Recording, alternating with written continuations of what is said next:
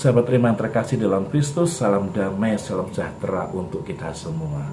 Hari ini, hari Senin tanggal 19 Februari tahun 2024. Kita masih dalam masa Prapaskah. Semoga masa ini menjadi masa penuh rahmat, penuh berkat di tengah perjalanan kita ini mewujudkan semangat tobat. Injil yang akan kita renungkan diambil dari Injil Matius bab 25 ayat 31 sampai 46. Dalam Injil itu, Yesus mengajarkan tentang dua sikap yang bertolak belakang, terutama dalam tindakan kasih, untuk membedakan antara mereka yang dianggap layak masuk surga atau mereka yang tidak layak masuk surga justru akan menikmati siksa neraka. Maka Injil hari ini atau permenungan hari ini saya beri judul menghadirkan Allah dalam tindakan kasih. Saya ingin mengawali permenungan ini dengan sebuah pengalaman nyata. Kebetulan kami para Romo di Paroki Rawamangun, Jakarta ini melayani secara rutin sebuah lembaga pemasyarakatan. Maka suatu hari saya bertemu dengan seorang warga binaan atau narapidana. Saya menanyakan padanya, apakah kamu merasakan Allah yang hadir? Kenapa? Dalam bayangan saya mungkin mereka akan kesulitan merasakan Allah yang hadir di tengah kerasnya penjara, di tengah sempitnya sel, dan di tengah keterbatasan yang harus mereka hadapi. Namun sebuah jawaban yang sungguh tidak saya duga, karena dia mengatakan, Romo, di sini Allah terus hadir dan saya terus merasakan Allah yang hadir. Bagaimana saya merasakan?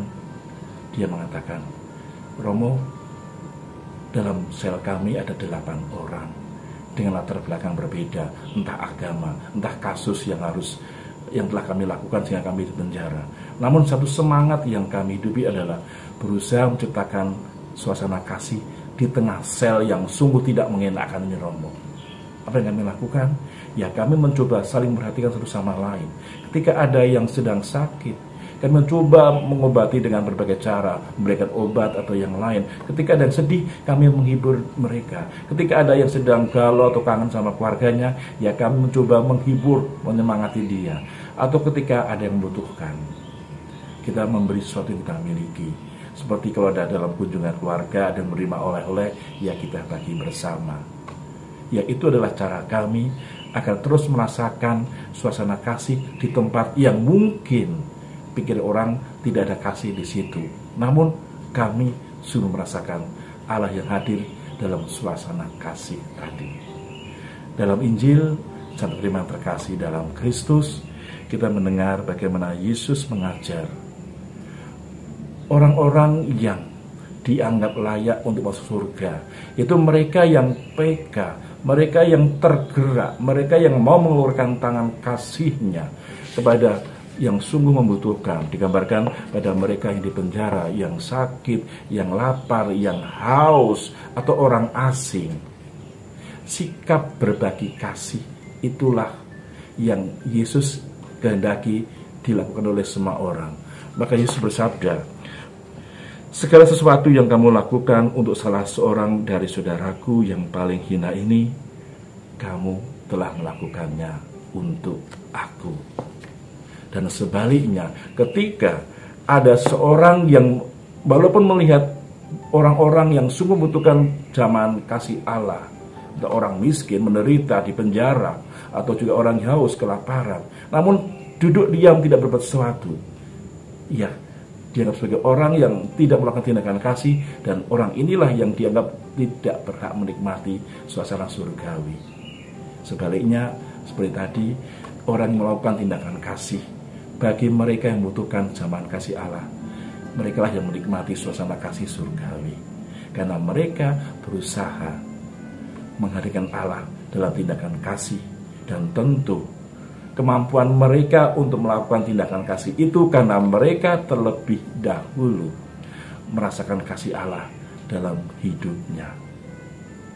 Hari ini kita semua diajak untuk merenungkan kembali, apakah aku sungguh-sungguh telah berusaha menghadirkan kasih Allah, tidak hanya melalui doa-doa kita, tidak hanya melalui devosi-devosi yang kita lakukan, di mana kita menghadirkan Allah dan merasakan Allah, namun juga dalam tindakan nyata hidup kita sehari-hari, dalam tindakan kasih yang kita lakukan.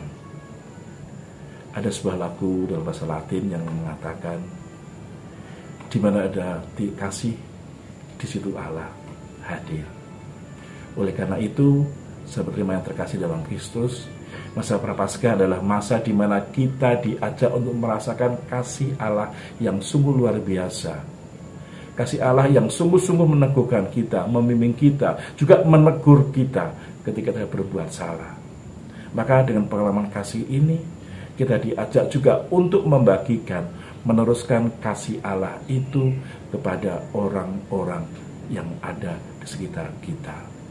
Banyak orang yang merindukan zaman kasih Allah, dan kita dipilih oleh Allah untuk menghadirkan kasih Allah itu melalui perhatian kita, melalui pelayanan kita, tentu juga melalui doa-doa kita. Kita mohon biarlah kita terus merasakan kasih Allah dan terus mampu menghadirkan kasih Allah bagi orang-orang yang kita jumpai melalui pelayanan kasih Allah. Semoga kita semua selalu dibimbing dan diberkati oleh Allah Bapa yang Maha Kuasa, dalam nama Bapa dan Putra dan Roh Kudus. Amin. Keluarga Kudus, doakanlah kami.